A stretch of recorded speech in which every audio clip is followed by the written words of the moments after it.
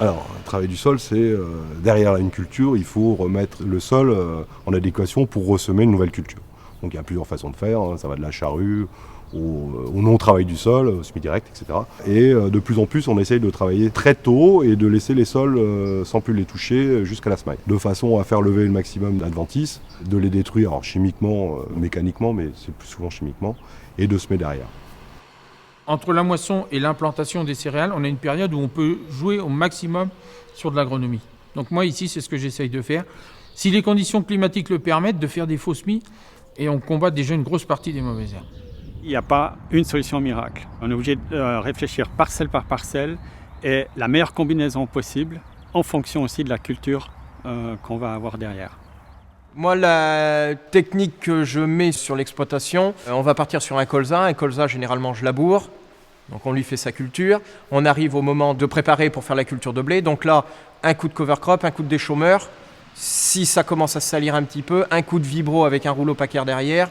Et ce qui fait que là, après, on est prêt à semer. Après, pour une culture de blé, on va dire que c'est un petit peu du travail simplifié. Par contre, pour une culture d'orge, que là, je ne veux pas avoir de problème d'échaudage, là, je laboure systématiquement. Le travail du sol est essentiel dans la gestion de la flore adventice. Alors, il y a le labour avec l'enfouissement, et là on sait que les espèces réagissent de façon très différente. Et il nous manque des informations capitales là-dessus sur la réaction et le comportement de la flore adventice au labour. Ce qu'on sait par contre, c'est qu'il ne faut pas labourer en permanence de façon systématique. Je ne mets pas le labour dans toutes les parcelles.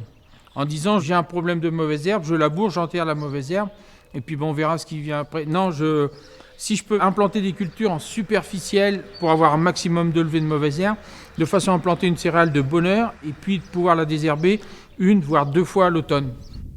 Mettons sur 100 graines de régras, quand on fait un travail de sol, il y en a 70 à 80% qui vont revenir. Si on fait un labour, on les met dans le sol, déjà l'année d'après, on a 75% des graines qui sont détruites automatiquement, sans rien faire. Après, il ne faut pas être aussi un adepte de la charrue, parce qu'on a une couche en profondeur qui n'est pas, on va dire, polluée de régras, on la met dessus, il y en a toujours quelques-unes qui reviennent. Donc ce qui fait que là, après, il faut faire des faux semis, essayer d'éliminer au maximum les graines qui sont superficielles. Après, on peut revenir sur un labour, et lorsqu'on remet dessus, on n'a plus que 25% de graines de régras. Ce qui fait que là, c'est plus facile à contrôler.